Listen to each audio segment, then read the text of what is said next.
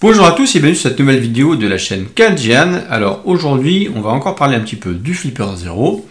Donc, avant toute chose, je vous affiche le disclaimer pour rappeler que ces vidéos sont à titre uniquement pédagogique. D'accord? Même si aujourd'hui, on va voir la mise à jour du firmware Momentum. Donc aujourd'hui, on va parler de la mise à jour du firmware Momentum dans la version 11 et surtout ce qu'il a apporté en plus. Alors avant toute chose, je vais démarrer QFlipper. Aussi, je vous le présente rapidement. Ici, vous voyez, j'ai mis donc le Flipper Zero qui est ici connecté, hop, voilà, avec le Momentum directement au PC. Je vais donc lancer, hop, téléchargement QFlipper. Ah, petit aparté. Parce que je me permets, si vous êtes comme moi sous Ubuntu, je viens de réinstaller un nouveau poste sous Ubuntu, pour le QFlipper, il vous demande d'installer le package Fuse. Pas de problème avec ça, le problème c'est que moi j'avais installé la version Desktop Minimal de Ubuntu et du coup le PC ne démarrait plus. Donc il faut se mettre en mode recover et du coup réinstaller le desktop, Ubuntu Desktop Minimal, après avoir installé Fuse. Je ne sais pas pourquoi ils ne le font pas dans le bon ordre, bref. C'était un précast. Donc maintenant, on démarre QFlipper. QFlipper, il marche exactement de la même manière hein, si vous avez un Linux ou un Windows. C'est l'avantage de ce petit soft.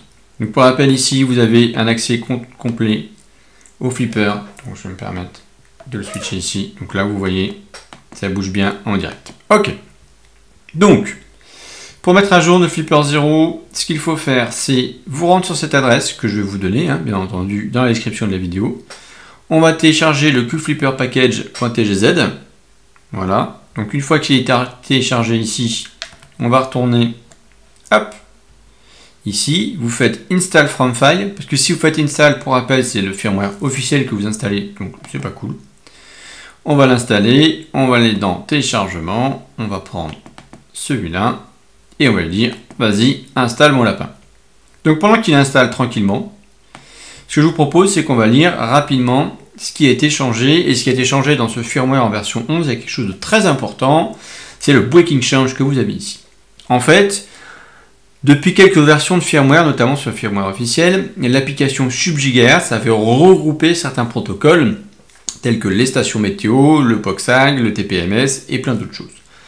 Sauf qu'avec la multitude de protocoles qui sont ajoutés en permanence lors des mises à jour de firmware, ils se sont dit que ça commence à devenir ingérable, parce qu'on le verra juste après, mais je ne sais pas si vous vous souvenez, dans le firmware, dans l'application SubGigahertz, vous pouvez dans les settings dire je ne veux pas que tu remontes tel protocole, tel protocole, tel protocole, tel protocole. Et on commence à avoir une palanquée gigantesque, notamment station météo, non je ne veux pas que tu me les montes, je ne veux pas que tu montes tel signal, etc.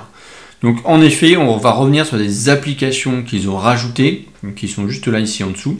Donc pour une création de playlist, ça n'a pas grand chose forcément à voir, mais surtout on remet l'application dédiée aux stations météo, ça c'est important, au POXAG et au TPMS Reader. Alors pour rappel, le TPMS, qu'est-ce que c'est? Ce sont les capteurs que vous avez dans vos voitures, pour certains, comme moi j'ai, au niveau des jantes, des capteurs de pression de pneus, qui vous permettent de dire si vous avez une perte de pression de pneu sur un pneu ou pas. Et lequel exactement.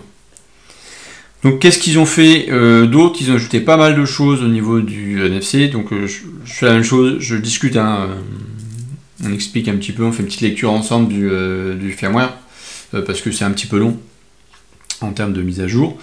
Donc on a des améliorations sur le Deathfire notamment. Qu'est-ce qu'on peut avoir d'autre qui est intéressant? Bon, ils ont fait un petit peu de ménage. Ils ont fait 4 nouveaux tags. Donc NTag 4X, la famille, des Deathfire avec un meilleur support. Donc ça c'est intéressant. Donc là on a seulement des détections basiques. D'ailleurs il faut que je mette la main sur un pass Navigo, je suis en train de le dire. On a plusieurs d'autres choses qui ont été faites, donc ça c'est sympa. En infrarouge, maintenant on a un mode décode only, l'interface utilisateur, donc ça ne nous intéresse pas vraiment. Et en SubGigahertz, qui vient du firmware Unleashed, parce que pour rappel, ici quand vous avez UL, ça vient du firmware Unleashed. Si vous avez un OFW, c'est un official firmware, comme on a ici.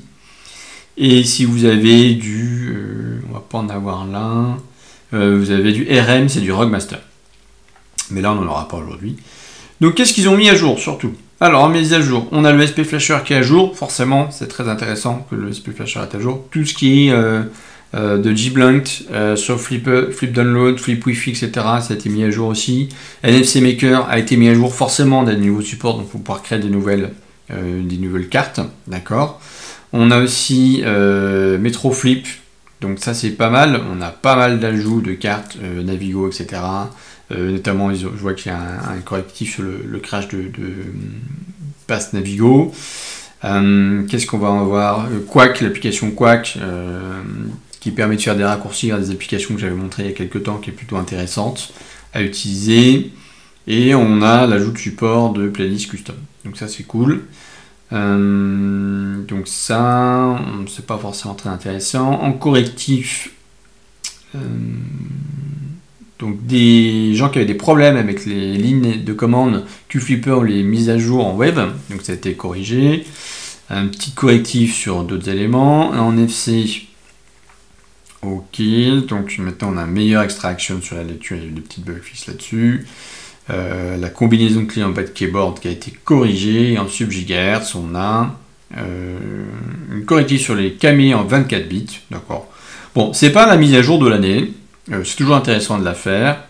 Et on rappelle qu'il a été retiré donc, de l'application sub-gigahertz principale tout ce qui est Weather Station, donc station météo, POXAG et TPMS.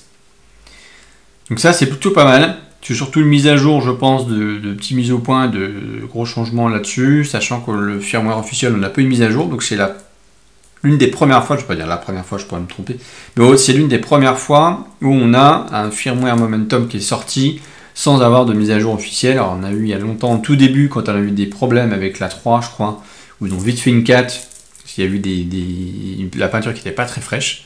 Donc voilà. Donc ça s'installe gentiment, ça prend quelques minutes, je vous l'avoue. Mais ça vaut le coup, je pense, de faire la petite mise à jour quand même.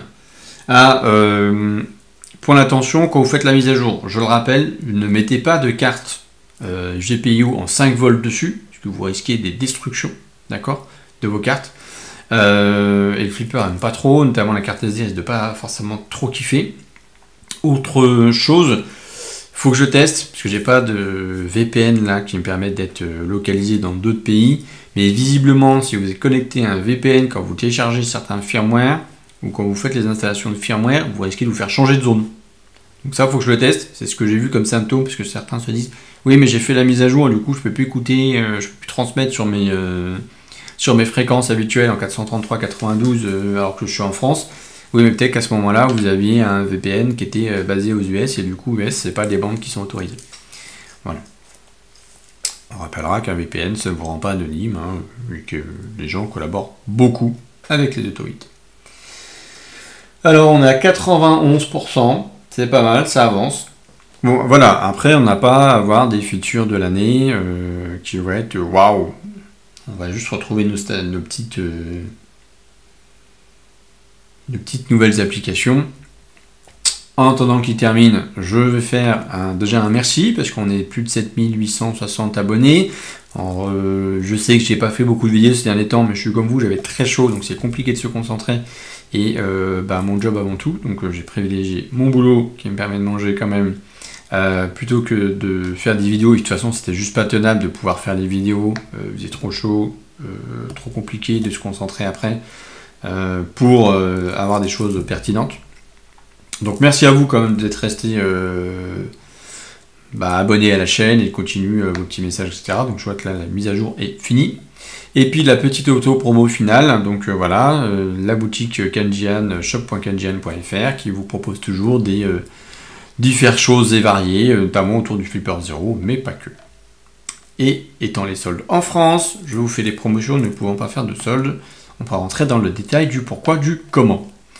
Donc, la mise à jour est terminée. Donc là, on va reprendre la main. On va faire, hop, OK.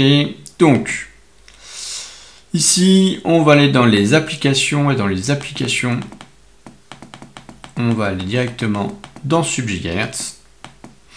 Voilà. Et dans sub-gigahertz, vous avez Weather Station qui est réapparu. Et on a aussi TPMS Reader. TPMS Reader. Alors, un jour j'arriverai à la faire fonctionner, mais pour l'instant j'y arrive pas. Et on a Weather Station. Donc là, on va faire la lecture des Weather Station. Alors j'en ai une pas loin et peut-être la scanner, mais au moins, voilà, là vous pouvez récupérer, mais uniquement les stations météo, il n'y aura pas de souci. Ce qui veut dire que si on revient sur la subgigahertz ici, quand on avait, alors je vais faire un read, et quand on fait config, c'est ici qu'on avait, vous voyez, donc là on peut ignorer les voitures, ignorer les alarmes, ignorer les capteurs, ignorer les Firestone, les Nice Flow RS, Nice Flow RS, Nice One. Et là avant on avait tout ce qui était TPMS, Weather Station, etc. Donc ça commençait en effet à faire beaucoup de choses à ignorer si on voulait pas être embêté. D'accord? Et c'est avec une station météo une fois qu'on l'a capté. Bon, c'est rigolo, on sait que ça marche, mais franchement j'ai fait pas mal de vidéos là-dessus. À part faire du prank et faire des blagounettes aux gens qui ont les stations météo, ça sert à rien. Voilà, en termes de finalité, c'est pas exceptionnel. Donc voilà pour cette mise à jour. On n'a pas grand chose de plus à dire sur cette vidéo, donc on va pas non plus s'éterniser inutilement. Je vous remercie en tout cas d'avoir suivi cette vidéo. Je vous dis à très bientôt sur la chaîne de Kanjian pour d'autres sujets, et notamment on va parler de ceci, du Liligotium Deal qu'on va comparer au Flipper Zero sur d'autres fonctionnalités telles que le NFC et le RFID. Allez, je vous dis à très bientôt, à ciao sur Kanjian, portez-vous bien, ciao.